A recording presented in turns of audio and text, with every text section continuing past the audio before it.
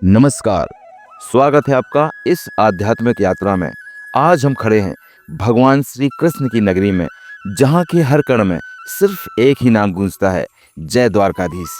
जहाँ भगवान श्री कृष्ण की दिव्यता आज भी गूंजती है, जहाँ के दर्शन मात्र से मनुष्य को मोक्ष की प्राप्ति होती है। यह धाम 4 धामों और सप्तपुरियों में से एक है, पर द्वारका महज एक तीर्थ नहीं है। यह वह कृष्ण लोक है जिसे स्वयं प्रभु ने स्थापित किया और जिसे धर्म ग्रंथों में मोक्षपुरी और स्वर्ण नगरी कहा गया। आज हम द्वारका के उन धार्मिक रहस्यों को जानेंगे जो इसे सनातन धर्म का एक अद्वितीय स्तंभ बनाते हैं। इस जानकारी को हमने 3 चरणों में विभाजित किया है, जिसका पहला चरण है कृष्ण का मथुरा त्याग और द्वारका का संकल्प। द्वारका की कहानी भगवान कृष्ण के एक महान संकल्प से शुरू होती है। रणछोड़ राय का भाव। क्या आप जानते हैं श्री कृष्ण को रणछोड़ राय क्यों कहा गया? कंस के वध के बाद कंस का ससुर जरासंध मथुरा पर बार बार आक्रमण कर रहा था। धर्म की रक्षा के लिए कृष्ण ने अपने यादव बंधुओं की सुरक्षा के लिए युद्ध भूमि छोड़ने का निर्णय लिया। यह हार नहीं, बल्कि धर्म की रक्षा के लिए लिया गया एक बड़ा बलिदान था।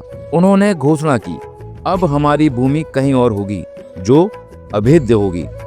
विश्वकर्मा द्वारा निर्माण।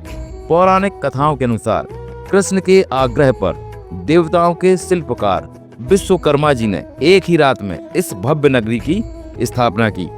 यह नगरी इतनी समृद्ध थी कि इसे स्वर्ण द्वारका कहा गया, जहाँ की सड़कें, इमारतें और राजमहल सोने, चांदी और रत्नों से सुसज्जित थे। कुशस्थली से द्वारका। जिस भूमि पर द्वारका बनी है उसका मूल नाम कुशस्थली था। यह भगवान के पूर्वजों की भूमि थी। कृष्ण ने समुद्र देव से भूमि मांगी और उस उजाड़ पड़ी भूमि को फिर से यश और वैभव दिया। यह पुनर्स्थापन दिखाता है कि कैसे धर्म हमें अपनी जड़ों से जोड़े रहने की प्रेरणा देता है। अब हम दूसरे चरण की तरफ बढ़ते हैं। द्वारकाधीश मंदिर के अनूठे धार्मिक तथ्य। वर्तमान द्वारकाधीश मंदिर को जगत मंदिर भी कहते हैं। इसकी हर विशेषता एक गहरा धार्मिक संदेश छिपाए है। 52 गज का ध्वज, ज्योतिष और एकता का प्रतीक। मंदिर के शिखर पर लहराता 52 गज का विशाल ध्वज मात्र एक कपड़ा नहीं है, यह प्रतीक है हिंदू ज्योतिष और एकता का। मान्यता है कि 12 राशियां, 27 नक्षत्र, 10 दिशाएं, सूर्य, चंद्रमा और स्वयं द्वारकाधीश, इन सबको मिलाकर कुल 52 तत्व बनते हैं। यह ध्वज दिन में 5 बार बदला जाता है और इसे फहराने के लिए भक्त वर्षों पहले बुकिंग कराते हैं। यह दर्शाता है कि कैसे भक्ति, सेवा और धर्म की निरंतरता यहाँ अटूट है। 2 द्वार, जीवन और मरण का दर्शन। मंदिर के प्रवेश के लिए 2 द्वार हैं, मोक्ष द्वार और स्वर्ण द्वार। स्वर्ण द्वार से प्रवेश किया जाता है, जो हमें सांसारिक जीवन की ओर इशारा करता है। मोक्ष द्वार से बाहर निकलते हैं। यह हमें संदेश देता है कि जीवन की सभी यात्राओं के बाद हमारा अंतिम लक्ष्य मोक्ष ही होना चाहिए, जो प्रभु के चरणों में मिलता है। वज्रनाभ द्वारा स्थापना।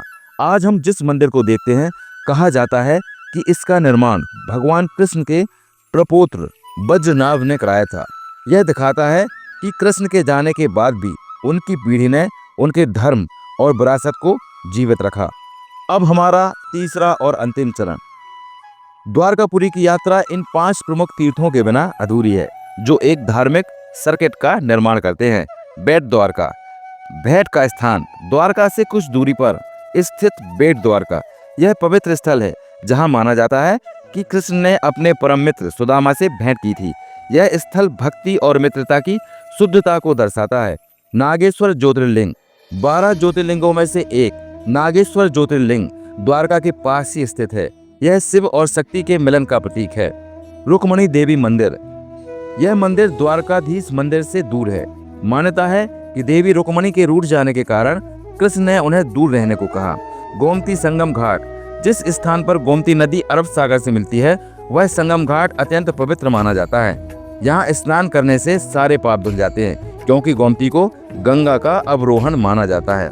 द्वारकापुरी सिर्फ एक स्थान नहीं, यह कृष्ण के पुरुषार्थ, मित्रता, धर्म की रक्षा और प्रेम का जीता जागता उदाहरण है। अगर आप वाकई धर्म को जानना चाहते हैं तो एक बार इस नगरी में आकर उस पावन मिट्टी को छूकर देखिए जहां कभी स्वयं भगवान चले थे।